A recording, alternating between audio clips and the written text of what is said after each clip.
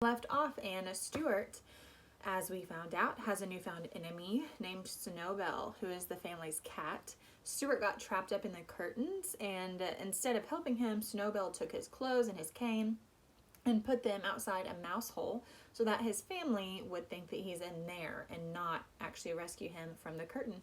So let's see what happens in chapter 5. George is in favor of ripping up the pantry floor. He ran and got his hammer, his screwdriver, and an ice pick. "I'll have this old floor up in double quick time," he said, inserting his screwdriver under the edge of the first board and giving a good, vigorous pry. "We will not rip up this floor till we have had a good search," announced Mr. Little. "That's final, George. You can put that hammer away where you got it." "Oh, all right," said George. "I see that nobody in this house cares anything about Stuart but me." Mrs. Little began to cry. "My poor dear little son," she said. "I know he'll get wedged somewhere." "Just because you can't travel comfortably in a mouse hole doesn't mean that it isn't perfectly suitable for Stuart," said Mr. Little. "Just don't get yourself all worked up." "Maybe we ought to lower some food to him," suggested George. "That's what the state police did when a man got stuck in a cave." George darted into the kitchen and came running back with a dish of applesauce. "We can pour some of this in and it will run down to where he is."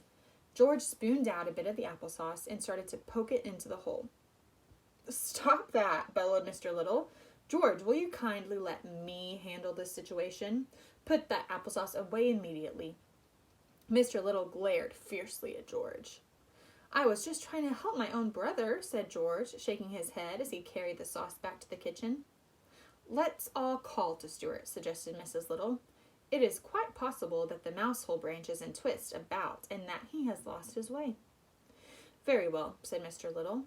"I will count to 3, then we will all call. Then we will all keep perfectly quiet for 3 seconds, listening for the answer." He took out his watch. Mr. and Mrs. Little and George got down on their hands and knees and put their mouths as close as possible to the mouse hole. Then they all called, "Stuart!" Then they all kept perfectly still for 3 seconds. Stuart, from his cramped position inside the rolled-up shade, heard them yelling in the pantry and called back, "Here I am!" But he had such a weak voice and was so far inside the shade that the other members of the family did not hear his answering cry. "Again," said Mr. Little. 1, 2, 3. "Stuart!" It was no use. No answer was heard. Mrs. Little went up to her bedroom, lay down, and sobbed. Mr. Little went to the telephone and called up the Bureau of Missing Persons. But when the man asked for a description of Stuart and was told that he was only 2 inches high, he hung up in disgust. Why do you think that somebody would hang up when they were trying to report a missing person? George, meantime, went down cellar and hunted around to see if he could find the other entrance to the mouse hole. He moved a great many trunks, suitcases, flower pots, baskets, boxes, and broken chairs from one end of the cellar to the other in order to get at the section of wall which he thought was likeliest, but found no hole. He did, however, come across an old discarded rowing machine of Mr. Little's, and becoming interested in this, carried it upstairs with some difficulty and spent the rest of the morning rowing. Here is his little row machine. It's like a workout machine. When lunchtime came, everybody had forgotten about breakfast. All 3 sat down to a lamb stew which Mrs. Little had prepared, but it was a sad meal, each one trying not to stare at the small empty chair which Stuart always occupied, right next to Mrs. Little's glass of water. No one could eat, so great was the sorrow.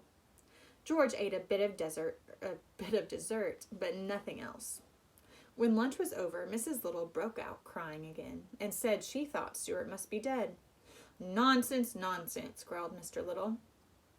"If he is dead," said George, "we ought to pull down the shades all through the house." And he raced to the windows and began pulling down the shades.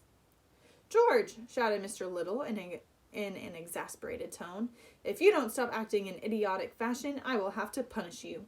We are having enough trouble today without having to cope with your foolishness."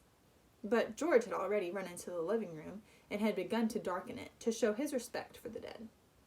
He pulled a cord, and out dropped Stuart out of the windowsill. "Well, for the love of Pete," said George. "Look who's here, Mom." "It's about time somebody pulled down that shade," remarked Stuart. "That's all I can say." He was quite weak and hungry.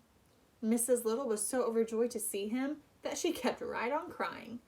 Of course, everybody wanted to know how it had happened. "It was simply an accident that might happen to anybody," said Stuart. "As for my hat and cane being found at the entrance to the mouse hole, you can draw your own conclusions." Do you think that the family knew that the cat had actually done it?